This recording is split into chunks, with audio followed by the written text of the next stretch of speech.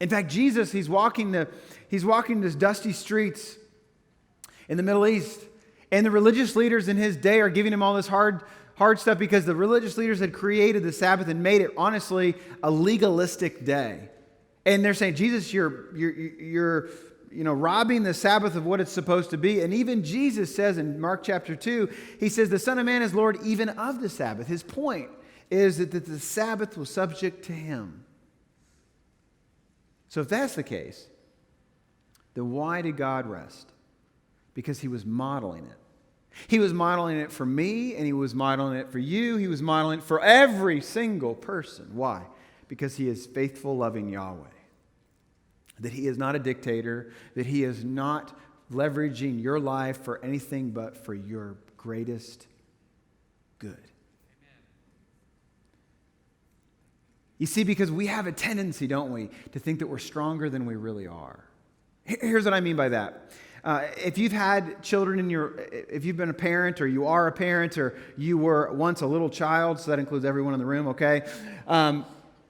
There's a time as a kid's life where you begin to think of creative ways to stay up past your bedtime.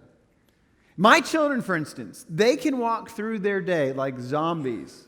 Nothing to say, but then at like 8 o'clock bedtime, 8:30, they come alive. And they come up with all these ingenious ways, the reasons why they need to stay up. But I know that they need to go to bed because they're not as strong as they think they are.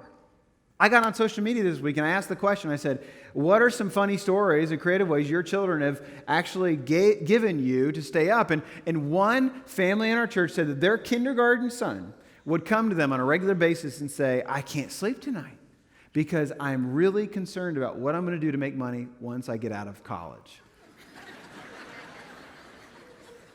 And to that kid I say, well done, well done.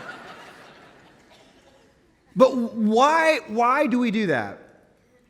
We don't know what we really need. As parents, we know what our kids need. Why? Because we know that if our children do not take a proper bedtime, we all end up paying for it the next day.